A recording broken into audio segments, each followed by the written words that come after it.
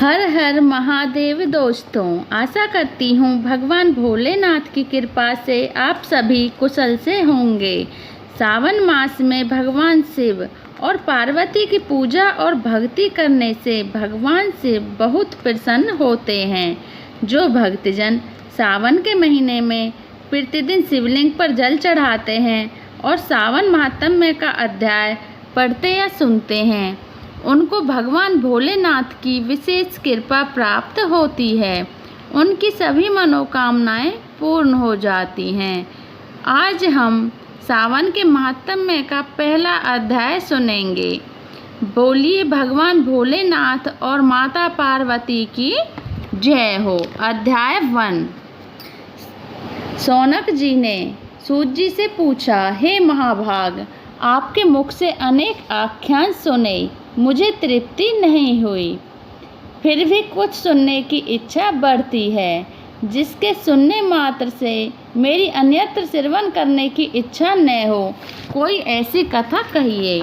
सूत जी ने कहा, आप सब मुनिगण सुने, आपके कहने से मैं प्रसन्न हूँ और आपके लिए मुझे कोई भी बात गुप्त नहीं है।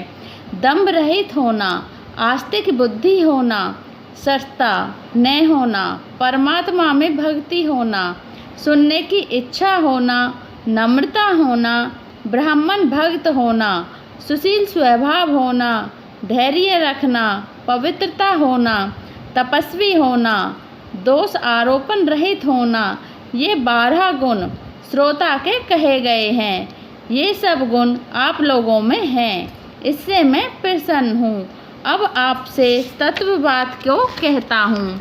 एक बार ईश्वर ने सनत कुमार से कहा, हे सनत कुमार, हे सुब्रत, हे ब्रह्मा के पुत्र, आपकी सेवा भक्ति से प्रसन्न हो मैं आपसे अत्यंत गुप्त बात कहूँगा। 12 महीनों में श्रावण महीना मुझे अत्यंत प्रिय है। जो श्रावण मास का महात्म्य सुनने योग्य हो जाने के कारण मास का श्रावण नाम हुआ।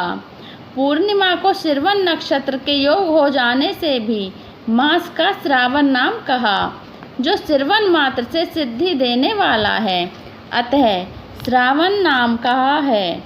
आकाश के समान स्वच्छ हो जाने से नभा नाम कहा। उस मास के धर्मों की गणना करने के लिए भूमि पर कौन समर्थ हो सकता है, जिसके संपूर्ण फलों को कहने के लिए ब्रह्मा हुए, जिस श्रावण मास के महात्म्य को देखने के लिए इंद्र हुए, भगवान अनंत ने जिसके फल को कहने के लिए 2 सहस्त्र जीवा धारण की, देखने तथा कहने में किसी को भी सामर्थ्य नहीं है। हे मुने, अन्य मास इस मास की कला को भी नहीं प्राप्त कर सकते। संपूर्ण मास व्रत रूप है, सारा श्रावण मास धर्म रूप है। इस महीने में कोई भी दिन व्रत शून्य नहीं देखा गया। इस मास में सब तिथि व्रत वाली हैं।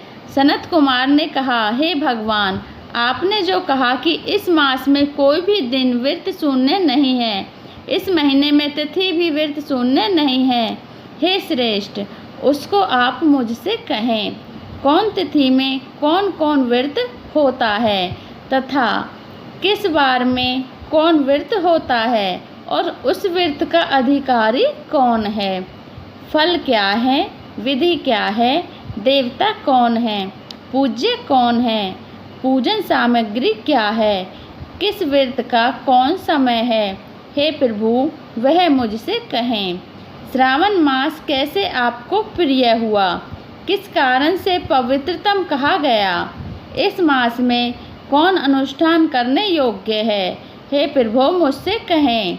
आपके समक्ष मुझ मूर्ख को प्रसन्न करने का कितना ज्ञान हो सकता है। पूछने से जो रह गया है वह सब आप मुझसे कहें।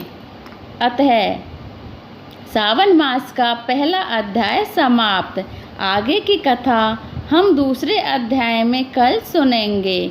अगर आपको मेरी वीडियो अच्छी लगी हो तो लाइक और सब्सक्राइब कर देना जी।